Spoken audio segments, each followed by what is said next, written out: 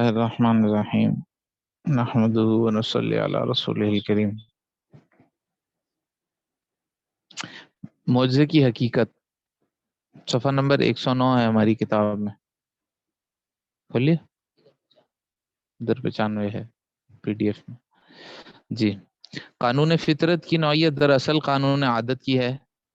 اور اسی قانون عادت کو عادت اللہ بھی کہتے ہیں۔ اسی کی بنا پر عمل فطرت میں یکسانی نظر آتی ہے، یعنی ایک عمل فطرت ایک جیسا اس وجہ سے ہوتا ہے، یعنی جب ہم ایک سبب پایا جاتا ہے تو اس کے بعد فعل آتا ہے، اس کا مسبب آتا ہے،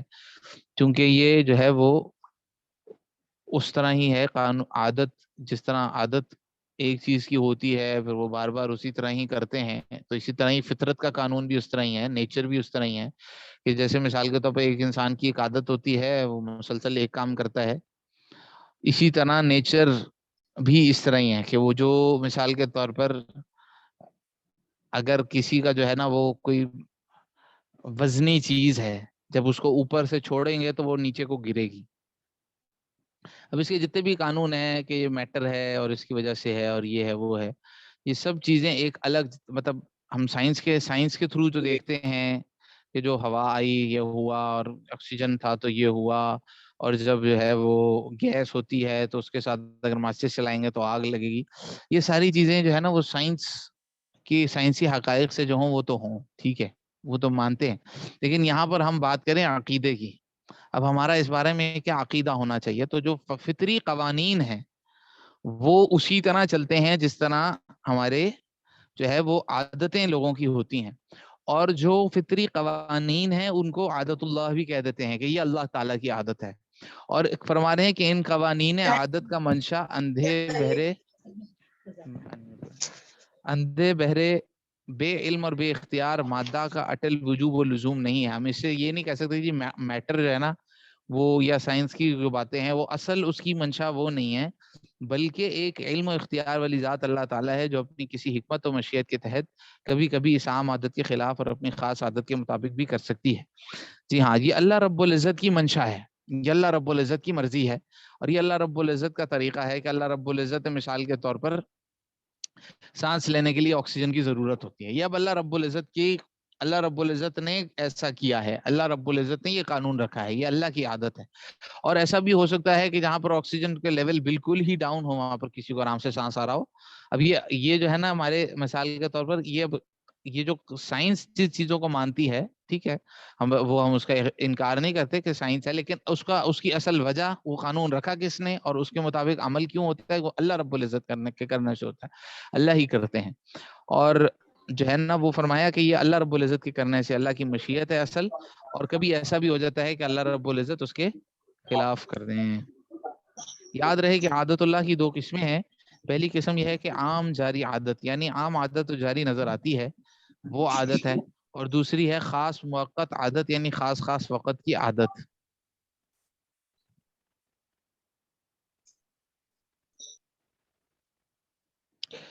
عادت کی یہ دونوں ہی قسمیں ہمیں نوع انسانی کے افراد میں بھی ملتی ہیں، مطلب یہ ہے کہ بعض اوقات اگر ایسا ہو جاتا ہے کہ وہ عادت کے خلاف کوئی چیز نظر آتی ہے، اللہ رب العزت نے قانون نیچر رکھی ہوئی ہے اور اس کے خلاف کوئی کام ہو گیا، جیسے معجزہ ہی ہے، تو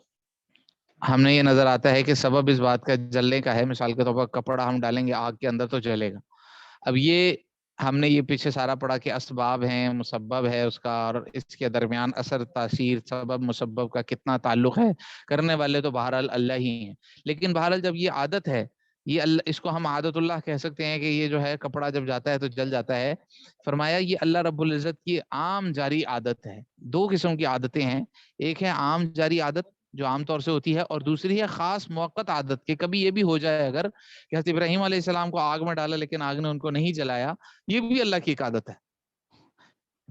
جو عام جاری عادت ہے وہ یہ ہے کہ جلائے گی، اگر آگ غالب آئے گی تو جلائے گی، لیکن اس موقع پہ اس موقع کی خاص جو ہے نا وہ عادت یہ ہے کہ اللہ رب العزت جو ہے نا وہ انہیں اس موقع کے اوپر نہیں جلایا۔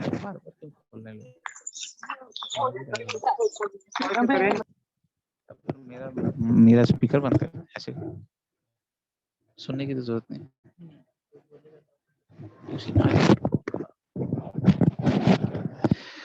جی، عادت کی یہ دونوں ہی قسمیں ہمیں نوع انسانی کے افراد میں بھی ملتی ہیں.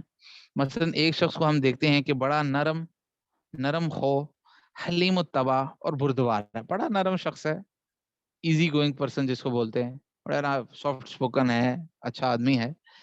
ہزار گالیاں سننے اور اشتعال دلانے پر بھی اسے غصہ نہیں آتا. لیکن اس کے باوجود یہ بھی دیکھا گیا ہے کہ جب کبھی مذہب پر حملہ ہو یا اس کے سامنے پیغمبر علیہ السلام کی توہین کی جائے تو اس وقت غصے سے بےتاب ہو کر آپے سے باہر ہو جاتا ہے. تو توہین کے وقت اس کی یہ سخت گیری اور درستی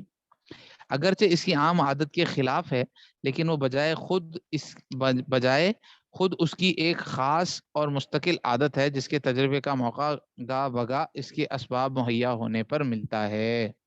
صحیح. تو ایک آپ اس کو بولیں گے، ایک ہوتی ہے اس کی عام عادت، وہ یہ ہے کہ جب بھی آپ اس کو کوئی برا بلا بھی بولیں یا کسی اور کے بارے میں بات کریں تو وہ بڑا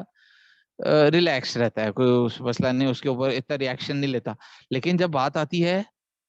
دین کے بارے میں، جب حضور صلی اللہ علیہ وسلم کی ذات کے بارے میں کوئی بات اٹھتی ہے تو وہ فوراً غصے میں آ جاتا ہے، آپ سے باہر ہو جاتا ہے.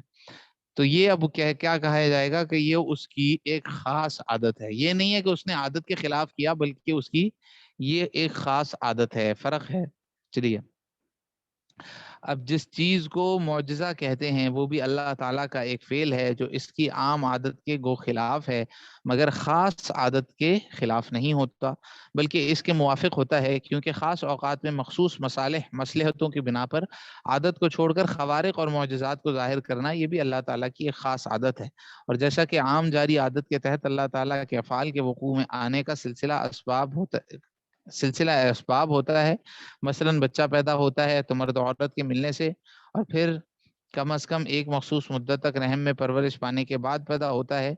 کیا خاص عادت کے تحت واقع ہونے والے افعال کے پیچھے بھی کوئی مخفی سلسلہ اسباب ہوتا ہے یا وہ کسی بھی سلسلہ اسباب سے خالی ہوتے ہیں؟ اس بارے میں قرآن و حدیث میں تو کوئی تصریح نہیں ہے، البتہ دونوں باتوں کا احتمال ہے.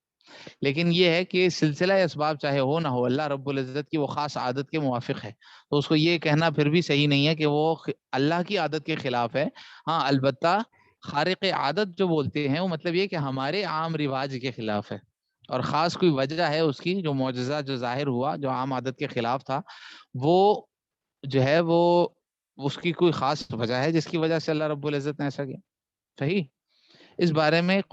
حضرت موسیٰ علیہ السلام کے عصا مارنے سے دریا کا پھٹ جانا اور پانی کا دو پہاڑوں کی طرح کھڑے ہو جانا، اس کا بھی احتمال ہے کہ اللہ تعالیٰ کے حکم سے فرشتوں نے اپنے عظیم الشان پروں سے پانی کو روک لیا ہو، اور اس کا بھی احتمال ہے کہ اللہ تعالیٰ نے پانی میں بہنے کی جو خاصیت رکھی ہے انہوں نے اس پانی سے وہ خاصیت سلب بھی کر لی ہو. ٹھیک ہے. سلسلہ اسباب مطلب یہ ہے کہ جیسے پانی کی جو خاص نوعیت ہے وہ باقی رہے،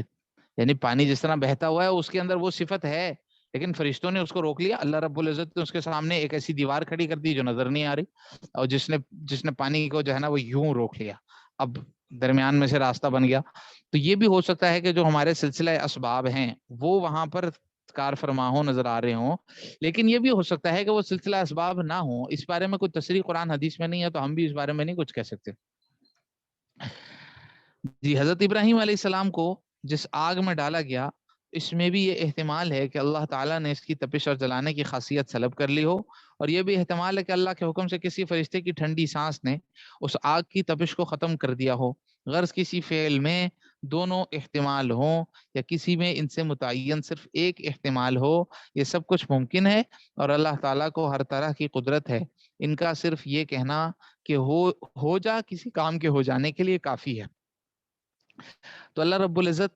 کی یہ جو معجزہ ہوتا ہے، اللہ رب العزت کی ایک خاص عادت ہوتی ہے جو خاص موقعوں پر جن کا ظہور ہوتا ہے. عام عادت کی البتہ خلاف ہوتی ہے، لیکن اگر اللہ رب العزت فرمائے کہ ہماری سنت ہماری عادت تبدیل نہیں ہوتی، تو یہ بات صحیح اپنی جگہ پر باقی ہے کہ اور معجزے کے موقع پر بھی تبدیل نہیں ہوتی. قدرت اور عادت کے درمیان فرق: ایک ہے کام کی قدرت یعنی کر سکنا، ایک ہے قدرت کہ ہم کہیں کہ اللہ رب العزت یہ کام کر سکتے ہیں، مجھے اس بات کی قدرت ہے کہ میں کر سکتا ہوں، اور ایک ہے اس کی عادت یعنی کرتے رہنا. یہ دونوں الگ الگ چیزیں ہیں. ہر انسان اپنے تئیں محسوس کرتا ہے کہ خورد و نوش، لباس، سواری اور معاشرت کے متعلق جو امور اس کی عادت میں داخل ہیں وہ ان کے خلاف بھی ان پر بھی قادر ہے. ٹھیک ہے، میں صبح انڈا کھا کر آتا ہوں روزانہ، لیکن میں کر سکتا ہوں کہ میں سیریل بھی کھا لوں کسی دن، تو میری قدرت تو ہے سیریل کھانے کے اوپر، لیکن میری عادت یہ ہے کہ میں نے صبح انڈا ٹوسٹ ہی کھانا ہے. تو ایک ہوتی ہے عادت انسان کی. اسی طرح میری عادت ہے میں کاٹن کا لباس پہنتا ہوں، بھائی واشن ویئر کا بھی پہن ہی سکتا ہوں. قدرت تو اس پر ہے، لیکن وہ عادت ہماری اس طرح نہیں ہے. تو اسی طرح اللہ کے لیے بھی اس طرح کہ ایک ہوتی ہے قدرت اور ایک ہوتی عادت. اللہ کی عادت جو ہے وہ اور ہو اور قدرت اس کے خلاف کی موجود ہو، اس سے ظاہر نہیں، مطلب یہ نہیں ہے کہ اللہ کی عادت نہیں ہے تو اس کا مطلب ہے اس کی قدرت بھی نہیں ہے، ظاہر ہے. اسی طرح جو لوگ خدا کی ہستی اور اس کی قدرت کے قائل ہیں ان کو لامحالہ یہ تسلیم کرنا پڑا کہ خدا کی قدرت اور عادت یہ دونوں ایک دوسرے سے بالکل ممتاز اور جدا ہیں. ضروری نہیں کہ جو کچھ خدا کر سکتا ہے وہ سب کر ڈالے، اور جو کر ڈالے اس کو بار بار اور ہمیشہ کرتا رہے. ہم قادر مطلق کی یہ عادت برابر دیکھتے چلے آتے ہیں کہ وہ بچے کو رحم مادر سے نکالتا ہے اور پھر بدتدریج پرورش کرتا ہے. وعلیکم السلام. چونکہ ہم میں سے کسی نے نہیں دیکھا کہ کوئی جوان انسان یوں ہی آسمان سے گرا دیا گیا ہو یا زمین سے اگ آیا ہو، مگر اس کے باوجود ہم یقین رکھتے ہیں کہ اس کی عام جاری عادت کے خلاف رحم اور نطفے کے توسط کے بغیر انسان کو پیدا کرنا خدا کی قدرت میں شامل ہے. آخر ابتدائے آفرینش میں جب انسان پیدا کیا گیا تو یقیناً اس کی کیفیت اس متعارف طریقہ پیدائش سے بالکل مختلف تھی، اور تمام اقوام و ملل کو تسلیم کرنا پڑا ہے کہ اس وقت ایک یا متعدد انسان بغیر ازدواجی وسائل اور موجودہ قانون تناسل کے محض خدا کی قدرت اور اس کے ارادے سے جوان پیدا ہو گئے تھے. یہ اللہ رب العزت کی عام عادت ہے کہ بچہ جو ہے نا وہ جس طریقے سے پیدا ہوتا ہے کہ رحم میں جو ہے نا وہ نطفہ جاتا ہے اور پھر اس سے پرورش ہوتی ہے، یہ اللہ رب العزت کی عام عادت ہے. اور قدرت اللہ رب العزت اس چیز کی حاصل ہے کہ اللہ رب العزت ایک نوجوان کو آسمان سے گرا دے، زمین سے اگ جائے. جیسے اللہ رب العزت نے ہمیں جو ہے نا وہ سنتے رہتے ہیں کہ معجزے کے طور پر حضرت صالح علیہ الصلوۃ والسلام نے کی قوم نے جب فرمائش کی تھی تو پہاڑ سے ایک گابن اونٹنی نکالی، پہاڑ پھٹا اس کے اندر سے اونٹنی نکلی. اور وہ ایسے نہیں ہے کہ وہ اس طرح پیدا ہوئی ہو اپنی ماں کے پیٹ سے پیدا، وہ بغیر ماں کے پیٹ کے، بغیر اس کے ماں باپ کے وہ پیدا ہوئی، اور وہ بھی گابن تھی اور اس میں 12 کے بچہ تھی. اب یہ اللہ رب العزت کی قدرت میں داخل ہے. انہوں نے جو مطالبہ کیا نبی کی دعا پر اللہ رب العزت نے کر دیا. اللہ رب العزت کو قدرت تو ہے لیکن عام عادت اس کی نہیں ہے. چلیے اس سے یہ نہیں سمجھنا چاہیے کہ اللہ رب العزت کی جو عام عادت جو کرتے ہیں دوسری چیز قدرت میں ہی نہیں ہے، یا جو اللہ رب العزت کی ہر وہ چیز جو قدرت میں ہو ضروری نہیں کہ اللہ پاک اس کو کرتا بھی ہو، کرے بھی. جیسے ہماری بھی عادتیں مختلف ہوتی ہیں، ہم ایک کام کرتے ہیں روٹین میں کرتے ہیں لیکن اس کا مطلب نہیں کہ دوسرا کام دوسری چیز کر نہیں سکتے. چلیے جو شخص یہ سب کچھ تسلیم کرتا ہے قطعاً حق نہیں رکھتا کہ وہ اس کے بعد قادر مطلق کو ظاہری سلسلہ اسباب میں ایسا جکڑ بند کرے کہ وہ خواہ کیسی ہی حکمت اور مصلحت کا تقاضا ہو مگر وہ ایک منٹ کے لیے ان اسباب کے سلسلہ سے علیحدہ ہو کر کوئی بھی کام کرنے سے مجبور اور عاجز ٹھہرے. اللہ رب العزت اب اگر کر سکتے ہیں تو ضروری مطلب ہمیں یہ بات سمجھنی ہے کہ اللہ رب العزت جو ہے وہ ہمیں یہ نہیں سوچنا چاہیے کہ مثال کے طور پر یہ ایسا کیسے ہو سکتا ہے جی پانی کھڑا ہو گیا، پانی کھڑا ہو سکتا ہے بھلا؟ اللہ رب العزت جس نے پانی کے اندر بہنے کی صفت رکھی ہے وہ پانی کے اندر کھڑے ہونے کی صفت ڈال دے، اللہ نے کر دی، اللہ کرنا چاہے کر دے. لیکن ہاں اس کی تصریح نہیں ہے جیسے ابھی گزرا کہ پانی کے اندر اللہ رب العزت نے بہنے کی صفت کو ختم کیا تھا، یا اللہ رب العزت نے فرشتوں کو یا کوئی اللہ رب العزت نے اس کے سامنے آڑ رکھ دی تھی جس سے وہ آگے نہیں آ رہا تھا.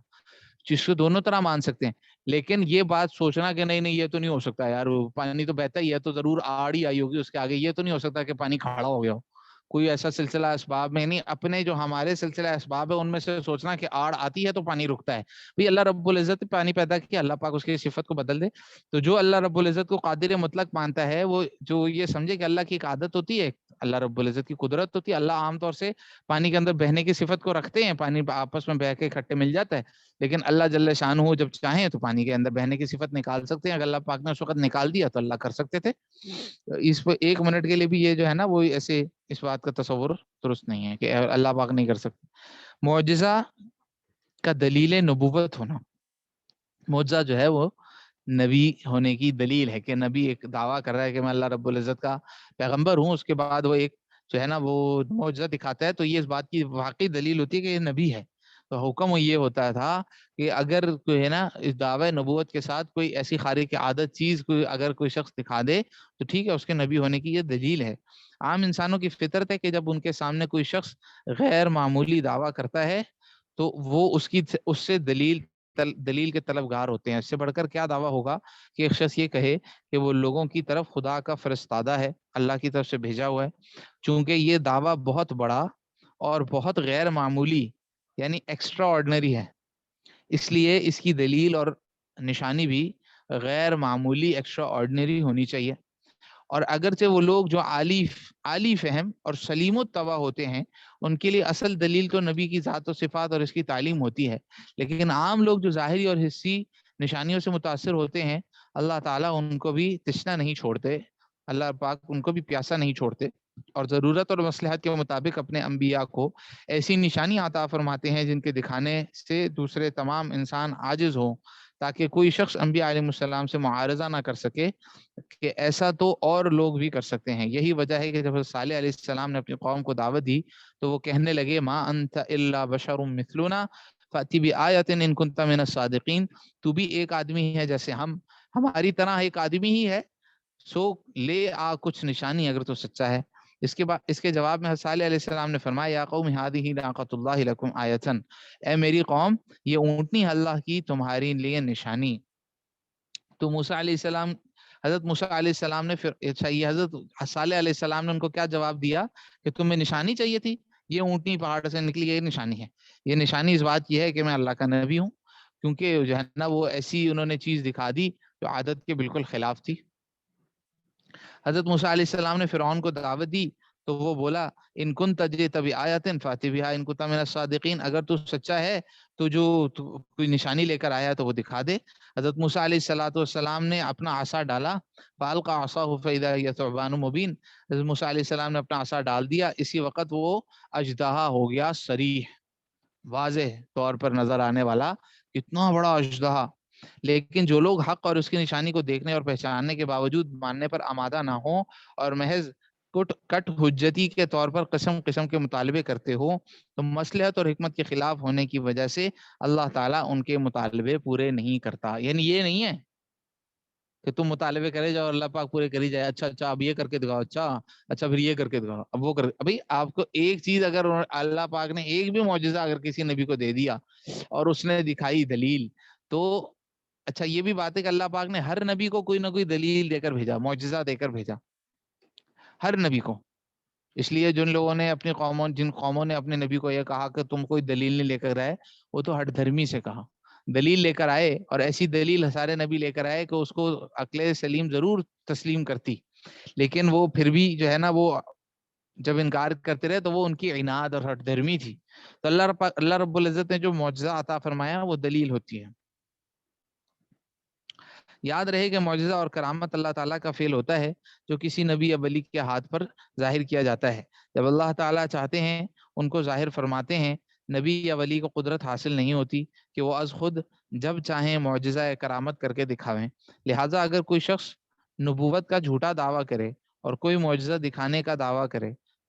اگر کوئی شخص نبوت کا جھوٹا دعویٰ کرے اور کوئی معجزہ دکھانے کا دعویٰ کرے تو اللہ تعالیٰ اس کے ہاتھ پر معجزے کو ظاہر نہیں کرتے، کیونکہ اگر یوں عادت جاری نہ ہو تو انتظام عالم بگڑ جائے۔ دنیا میں اگر کوئی شخص بادشاہ کی نیابت یا سفارت میں کا جھوٹا دعویٰ کر کے جعلی سند بناتا ہے تو بادشاہ خبر پانے کے بعد ملکی انتظام کی خاطر اس جھوٹے کو بڑی سزا دیتا ہے۔ جب دنیا کے حاکموں اور بادشاہوں کو ملکی انتظام اس قدر مقصود ہوتا ہے تو کیا احکم الحاکمین کو اپنے عالم کا انتظام مقصود نہ ہوگا؟ لہٰذا جھوٹے شخص سے ہرگز معجزہ ظاہر نہ ہونے دے گا اور اس جھوٹے کو دنیا ہی میں رسوا کرے گا۔ اس کی آگے مثالیں بھی دے رہے ہیں۔ کہنے کا مقصد یہ ہے کہ جب کوئی شخص دعویٰ کرے کہ میں نبی ہوں، اس کے بعد اس کے ہاتھ پہ کوئی کرامت نہیں ظاہر ہو، اگر وہ جھوٹا ہے اس کے ہاتھ میں، کیونکہ یہ اللہ کا فعل ہے۔ مثال کے طور پر مثال ہے اگر کوئی شخص شعبدہ باز ہے، جادوگر ہے، تو اگر اس نے دعوی نبوت کر دیا تو جو وہ شعبدہ بازی کرتا تھا اب اس کے ہاتھ پر ظاہر نہیں ہو سکتی، اللہ رب العزت نہیں ہونے دے گا۔ اگر کوئی نبوت کا دعویٰ کرے اور اس کے ہاتھ پر خارق عادت چیز ظاہر ہو جائے تو وہ جو ہے وہ اس کو تو لوگ نبی مان لیں گے، لوگ بول گئے تو معجزہ دکھا رہا ہے، واہ مان لیں گے۔ تو اللہ رب العزت انتظام، احکم الحاکمین کا انتظام یہ ہے کہ وہ اس شخص کے ہاتھ پہ معجزہ ظاہر نہیں ہونے دے گا جو جھوٹا نبوت کا دعویٰ کر رہا ہوگا۔ تو اگر نبوت کا دعویٰ ہے اور وہ واقعی سچا ہے، پھر اس کے ہاتھ پہ معجزہ ظاہر ہوگا، پھر اس کے ہاتھ پہ خارق عادت چیز ظاہر ہوگی، ورنہ اللہ رب العزت اس کے ہاتھ پہ معجزہ کرامت ظاہر نہیں ہونے دیں گے۔ مسلمہ کذاب سے کسی نے کہا کہ محمد صلی اللہ علیہ وسلم نے فلاں شخص کی آنکھ میں اپنا لعاب مبارک ڈالا تھا تو وہ درست ہو گئی تھی، اگر تو نبی ہے تو تو بھی ایسا کر۔ مسلمہ نے خراب آنکھ میں اپنا لعاب ڈالا، لیکن اس کی وجہ سے بیمار کی دوسری آنکھ بھی خراب ہو یہ ہوگا کہ وہ جو چاہ رہا ہوگا وہ اس کے بول کے الٹ، دیکھو کسی کے اگر آنکھ میں لعاب ڈالیں تو اس کی آنکھ دوسری خراب ہو جائے، یہ عادت کے موافق ہے؟ یہ بھی تو عادت کے موافق نہیں ہے نا، لیکن یہ اس کے دعوے کے بھی خلاف تھا، وہ چاہتا تھا کہ آنکھ ٹھیک ہو جائے تو دوسری بھی خراب ہو گئی۔ تو مطلب یہ ہے کہ اگر کوئی شخص نبوت کا دعویٰ کر رہا ہے اور اس کے بعد کوئی خارق عادت دی چیز دکھانا چاہ رہا ہے، یا تو اس کے ہاتھ پہ کچھ ظاہر نہیں ہوگا یا پھر الٹ ہو جائے گا، اس کے دعوے کے موافق نہیں ہوگا۔ ماضی قریب میں مرزا غلام احمد قادیانی نے بھی نبوت کا جھوٹا دعویٰ کیا۔ مرزا نے بہت سی پیشن گوئیاں کی، چونکہ پیشن گوئی سچے نبی کے حق میں معجزہ اور دلیل نبوت ہوتی ہے، اور مرزا قادیانی جھوٹا مدعی نبوت تھا، اس لیے لہٰذا اللہ تعالیٰ نے اس کی تمام پیشن گوئیوں کو غلط کر دیا۔ مثلاً محمدی بیگم سے شادی کرنے کی پیشن گوئی 8 مئی 1888 میں کہ مرزائی اشتہار میں تفصیل شائع ہوئی۔ محمدی بیگم کے ماموں مرزا امام الدین وغیرہ جو مجھ کو میرے دعوی الہام میں مکار اور دروغ گو خیال کرتے تھے، مجھ سے کوئی نشانی آسمانی مانگتے تھے، اس وجہ سے کئی دفعہ ان کے لیے دعا کی گئی، سو وہ دعا قبول ہو کر خدا تعالیٰ نے یہ تقریب قائم کی۔ خدائے قادر اور حکیم مطلق نے مجھے فرمایا کہ اس شخص کی دختر کلام محمدی بیگم کے نکاح کے لیے سلسلہ جنبانی کر اور ان سے کہہ دے کہ تمام سلوک اور مروت تم سے اسی شرط سے کیا جائے گا، اور یہ نکاح تمہارے لیے موجب برکت اور ایک رحمت کا نشان ہوگا، لیکن اگر نکاح سے انحراف کیا تو اس لڑکی کا انجام نہایت ہی برا ہوگا، اور جس کسی دوسری شخص سے بیاہی جائے گی وہ روز نکاح سے 2.5 سال تک، دوسرے شخص سے بیاہی جائے گی وہ روز نکاح سے 2.5 سال تک، اور ایسا ہی والد اس دختر کا 3 سال تک فوت ہو جائے گا۔ پھر ان دونوں میں جو بار بار توجہ کی گئی تو معلوم ہوا کہ خدا تعالیٰ نے یہ مقرر کر رکھا ہے کہ وہ احمد بیگم کی دختر کلاں کو ہر ایک روک دور کرنے کے بعد انجام کار اسی عاجز کے نکاح میں لائے گا۔ تو اس نے یہ پیشن گوئی کی تھی کہ محمدی بیگم ہمارے نکاح میں آئی، ٹھیک ہے، خلاصہ بات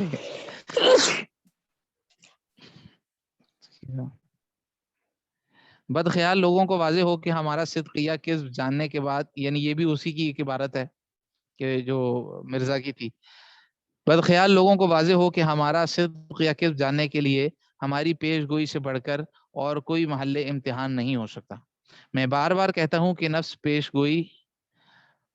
داماد احمد بیگ کی تقدیر مبرم یعنی اٹل تقدیر مبرم یعنی اٹل تقدیر کا اس کا انتظار کرو، اور اگر میں جھوٹا ہوں تو یہ پیش گوئی پوری نہیں ہوگی اور میری موت آ جائے گی۔ یاد رکھو کہ اس پیش گوئی کی دوسری جز سلطان محمد کی موت پوری نہ ہوئی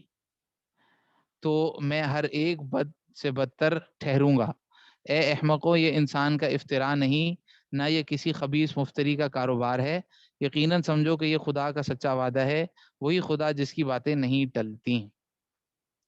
نتیجہ کیا ہوا؟ لیکن نہ تو مرزا قادیانی کا نکاح مرزا احمد بیگ کی بیٹی محمدی بیگم سے ہوا، اور نہ ہی محمدی بیگم کے شوہر اور مرزا احمد بیگ کے داماد مرزا سلطان محمد کا انتقال ہوا، بلکہ وہ مرزا قادیانی کے انتقال کے بعد بھی بڑی عمر تک زندہ رہا۔ تو جو نبی نہیں ہوتا، جو وہ پیشن گوئی ہوتی ہے، اس کی الٹ ہوتی ہے، غلط ہوتی ہے، کیونکہ اللہ رب العزت جو ہے نا غیر نبی کے ہاتھ پر خارق عادت اس چیز اس کے دعوے کے موافق ظاہر نہیں کرتے، ورنہ لوگ تو غلط فہمی میں مبتلا ہو۔ السلام علیکم۔